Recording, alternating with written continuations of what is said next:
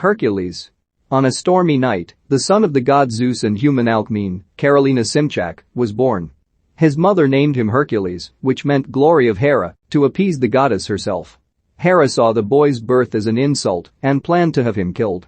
Two serpents emerge from the eyes of a Hera statue and slither their way to the child, but the young Hercules snaps their necks with his godlike strength. As an adult, Hercules, Dwayne Johnson, went through his famed 12 labors. He treads through a swamp to take on the Lernaean Hydra, slicing off their heads one by one. He faced the Erymanthian boar, taking it down with his club. His most well-known labor was the slaying of the Nemean lion, a beast whose hide was so powerful that no mere weapon could penetrate it. The person telling this story, Iolaus, Reese Ritchie, who is also Hercules' nephew, is tied up and hanging over a wooden pike right below his groin. He is taken prisoner by pirates that have invaded Macedonia. The pirate leader starts to burn the rope that holds Iolaus, not believing a word of his story. The leader fails to see Hercules standing behind him, wearing the skin of the Nemean lion on his head and boasting that he killed the beast with his bare hands. So they say. Hercules charges forward with his comrades the seer Amphiaraus, Ian McShane, Autolycus, Rufus Sewell, Atalanta, Ingrid Bolso Bertel, and Titius, Axel Henny, and takes out all the pirates and pushes Iolaus to safety before he falls onto the pike. Hercules finishes off the leader with one powerful swing of his club. Hercules and his allies go to a tavern to eat and drink. They are approached by a woman named Erginia, Rebecca Ferguson, asking Hercules to help her father protect the kingdom of Thrace from a warlord. If he succeeds, he and his friends will be rewarded their weight in gold. Autolycus pushes a plate of food to Hercules and tells him to eat up. The crew travels to Thrace. Erginia's son Areus, Isaac Andrews, runs up to Hercules, eager to meet this legendary warrior after hearing about his 12 labors. General Siticles, Peter Mullen, escorts Hercules and his crew to meet Erginia's father. Hercules is asked if he's ever been this close to royalty. He recalls 3 years earlier when he traveled to the kingdom of King Eurystheus, Joseph Fiennes, bringing him the heads of the Hydra. He is also reunited with his wife Megara, Irina Shayk, and his 3 children. Hercules then experiences a vision of his family screaming and the walls covered in blood. Hercules is brought before Lord Codes, John Hurt, Erginia's father. He requests Hercules' help in fighting off an army led by the dreaded warlord Rhesus. He takes a look at Atalanta and says this mission holds no place for a woman, though she proves him wrong immediately by shooting 2 arrows at the helmets of 2 soldiers, throwing it out of their hands. It is said that his soldiers are centaurs that laid waste to Codes' forces. Hercules agrees to train Codes' soldiers in combat. It starts with the men holding their shields up for protection, but they are easily knocked down when Titius charges at them. At night, Areus wanders around when he hears a snarling noise. He looks in the darkness to see Titius, who lunges at him, but the boy runs away. He is found by Hercules, who tells Areus that he and his friends found Titius as a child in Thebes after a war overtook his home, and to this day, Titius does not speak a word. Hercules brings Areus back to his mother, who is in the hospice tending to the wounded and sickly. As a gift, Hercules gives Areus the tooth of the Nemean lion, which excites the boy. Hercules leads the soldiers to the Bessi heartland. Iolaus tries to join the soldiers, but Hercules refuses to let him fight. The area has already been ravaged, with countless bodies sprawled everywhere, including young children, and the heads of men mounted on spikes for display. The soldiers come across several fresh bodies, which turn out to be savages that set up a trap for them. The soldiers line up with their shields up, and Hercules breaks off the head of one of Atalanta's arrows. One of the savages charges toward Hercules, and he punches the savage so hard that he flies backwards, with the arrowhead lodged in his skull. The Thracians take on the savages, while Hercules and his crew fight back, leaving Iolaus and Codes to be guarded. Atalanta wields her bladed bow, while firing arrows without even having to look behind her. Titius charges like mad at the savages, while Autolycus uses his weapons against them also.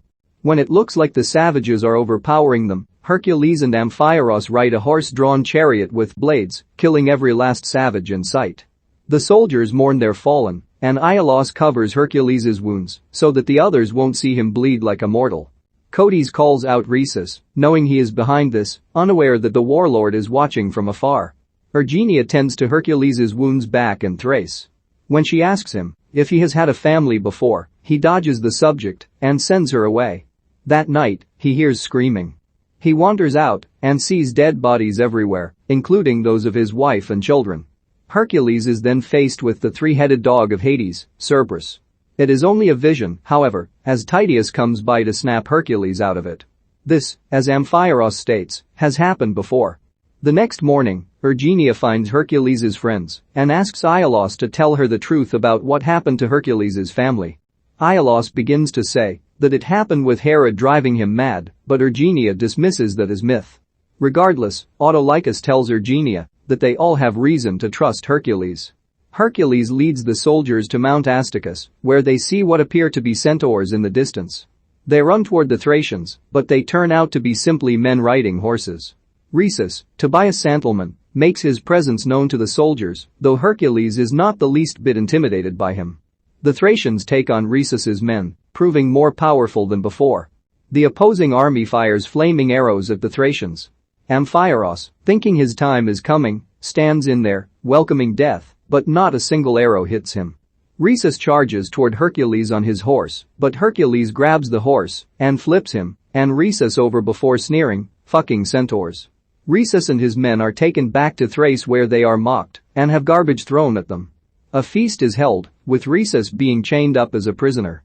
Erginia feels pity for him and she tries to bring him water, but Codes won't let her. Hercules gets Erginia alone after seeing her look at Rhesus, and it is learned that it was Codes that orchestrated the whole war to gain power and control over the kingdom, with Rhesus merely having gotten himself involved. Erginia only wants Ares to be safe, since he will ascend to the throne after Codes dies. She asks Hercules to take the boy with him, but he says no. He goes to confront Codes, who shows no remorse over his actions and offers Hercules a place in his army. Hercules, of course, refuses. The crew is given their gold, but Hercules wants to stay and help Thrace. Autolycus chooses to leave, taking his share of the gold with him, despite the others pleading with him to stay. Atalanta, Amphiaraos, and Titus agree to help Hercules fight Codes. However, when they all go to face him, they are captured, along with Erginia and Ares. Hercules is chained up in the dungeon, while his friends are locked in cells.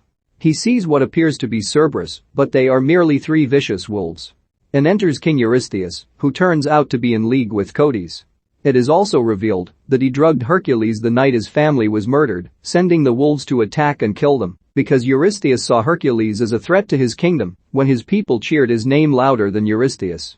To make things worse, Codes orders Erginia to be executed right there in the dungeon. Amphiaraos tells Hercules to remember all that he has accomplished and to remember who he is. He cries, "Who are you?" And the man bellows, "I am Hercules." He breaks off the chains and swings at the executioner, stopping him from taking off Erginia's head. She runs to free the others, while the wolves attack Hercules. Hercules slams one against the wall, then breaks the jaw of another, and then finally kills the last one with the Nemean lion's tooth. Ares passed it back to him while being captured. With everyone, including Rhesus, freed, the Thracian soldiers try to attack. One hurls a spear that passes through fire at Amphiaraos, which he foresaw as his death. He stands there, ready to accept his fate, when Hercules grabs the spear and throws it back at the soldier.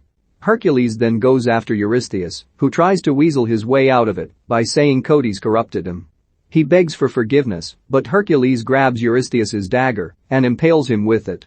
Cyticles then appears and grabs Hercules with his whip, but Iolaus impales him from behind, now ready to join the fight.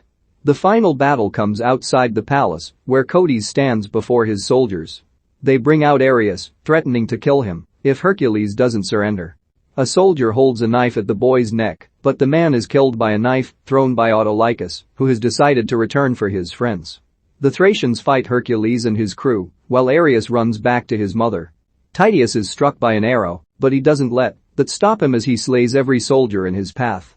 Hercules retrieves him, where Titus merely utters Hercules' name before dying. The crew spills oil and fire to block the Thracians, and Hercules begins to push the statue of Hera from its base.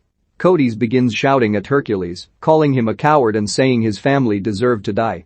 Hercules finally manages to break the statue from its base, causing it to come crashing down, crushing some soldiers, while the head rolls and smashes into Codes, throwing him over the edge of a cliff. The surviving soldiers lay down their weapons and bow before Hercules, chanting his name. The rest of his crew stands behind him. Amphiaraos delivers the closing lines by saying that he prefers this tale of Hercules to the myth. He says that you don't need to be a demigod to be a hero, but you just have to believe you can be a hero. He adds, but what do I know? I'm supposed to be dead.